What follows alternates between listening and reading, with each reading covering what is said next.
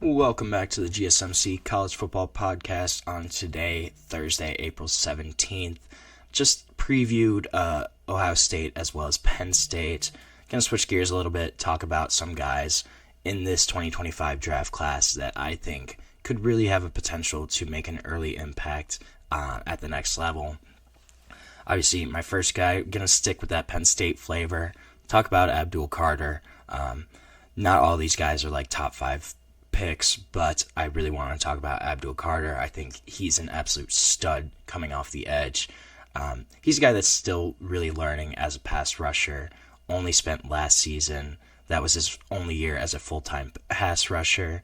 Previously was an off-ball linebacker and played majority linebacker. But this kid has all the tools, intangibles, everything you could want from an edge rusher. I think the thing that impresses me the most is his speed, his closing speed. He is freakishly fast coming off of the edge, just chasing down ball carriers, chasing down quarterbacks. I think that's one of his big things that is really impressive about Abdul Carter is just the speed, that ability to close quickly, and that's something that will play at the next level. He has next level quickness. And another thing, I think his versatility kind of bodes well to playing early. If he can't play, 3 downs a series every time, he is going to be a guy that at least will come in on 3rd down, will rush the passer, going to be a situational guy for sure. So I think even if he's not playing full-time, probably will have at least 5 sacks this season coming in. Just from those situational pass rushes, those 3rd and longs, those obvious passing downs. I think that's going to be where he could really make his mark this season. And whoever drafts him, I think it's probably going to be Cleveland or the Giants. Whoever drafts him, I think if they just let him go and kind of let him off the edge, this is going to be a guy that's going to be really productive. I think both of those situations are good for Abdul Carter. Personally, if he ends up in Cleveland, he's opposite Myles Garrett, who's arguably the best pass rusher in the NFL right now. So that's a guy that would take most of the attention away from him, allow him to kind of expose one-on-one matchups on the edge on that other side opposite of Myles Garrett.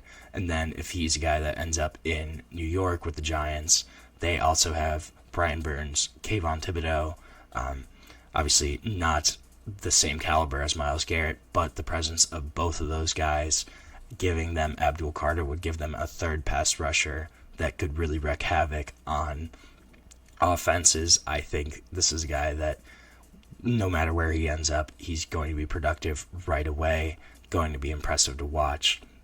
Another guy I'm looking at from the FCS level is going to be Grey Zabel. So North Dakota State guy, 6'6", 305, played left tackle for them. This could be a guy that bumps inside and plays guard at the next level. Obviously, coming from the FCS level, there's always going to be question marks about the level of play, level of competition, if this guy can do it at the same kind of level against a higher caliber of competition. But Grey Zabel came in, had a really, really strong Senior Bowl, kind of showcased his talents throughout that entire week, showed why he was there, showed that he belonged in the 1st round conversation. Probably going to be a late 1st round pick, early 2nd round pick, but this is going to be a guy that will get drafted somewhat early. And I think the other big thing with Grey Zabel that's going to make him really, really good player to watch is just the fact that he can play tackle or guard, and he's probably going to play guard at the next level. Doesn't have the longest arms, so arm length is really big for NFL scouts. Normally that's a big sticking point for tackles. There's a certain threshold that they want their tackles, their arms to be longer than, and Grey Zabel has shorter arms, so he's probably going to bump inside to guard, but honestly that move inside to guard might be better for him to make an early impact. He has really strong footwork. His technique and his pass protection is really strong, really set. And he also just has the power to finish blocks consistently. And I think his skill set, especially if he is starting at guard, this is going to be a guy that could be a really strong starting guard right away, straight out the gate. I think he's probably going to end up at guard, most likely. I think that makes the most sense. But I wouldn't be surprised if a team tries him out at tackle. Currently, he's been mocked to teams like Seattle Seahawks. That was the one I saw most recently, where he could go play guard for them, fill one of those spots, and be a really strong contributor on that offensive line for them. Another guy I'm looking at is Carson Schwesinger, linebacker from UCLA. Now, this kid is a gamer. So he was only a one-year starter at UCLA. He was a former walk-on, but he started the last 10 games of the 2024 season, put up double-digit tackle numbers in 9 of those 10 games. And this is a kid that's got probably one of the strongest motors out of anybody in the draft class. Not super big, but flies into contact, absolutely fearless. Legitimate stopping power, though, too.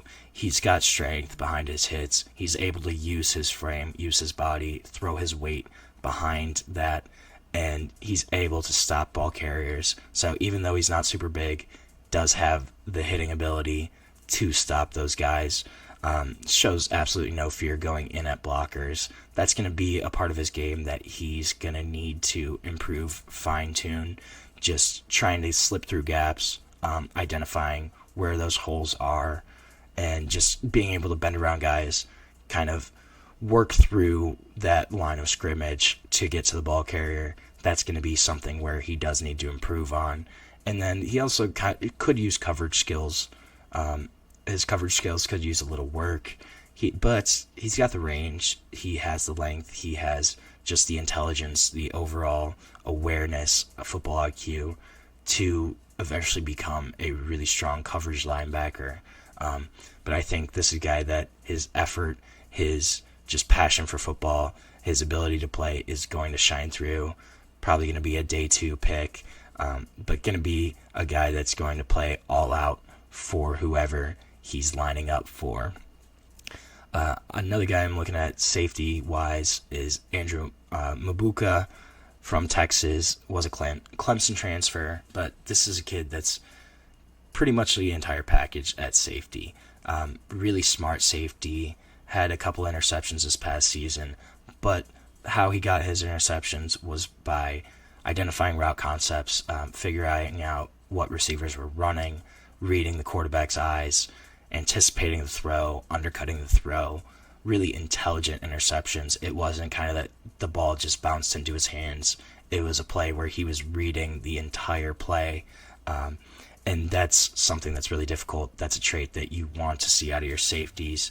And this kid, that he's also got a ton of range at the position, legit 4.4 speed, solid first step, just in terms of coming out of that play, where he's going to go, what angle he's going to take. He's really good with all that stuff. And he's another guy that's pretty fearless. He throws his body into ball carriers. He'll go at guys that are 30 pounds heavier than him, consistently challenge them at the point of attack. Scrappy dude. This can be a guy that could be a culture setter for a program, for a team. But the one thing that's really limiting him, he's only 5'11". He's 185 pounds, so thin safety, not a big frame whatsoever. That's one of the big question marks with Andrew Mubuka, is just his frame. Can he hold up at an NFL level? Can his body hold up for him?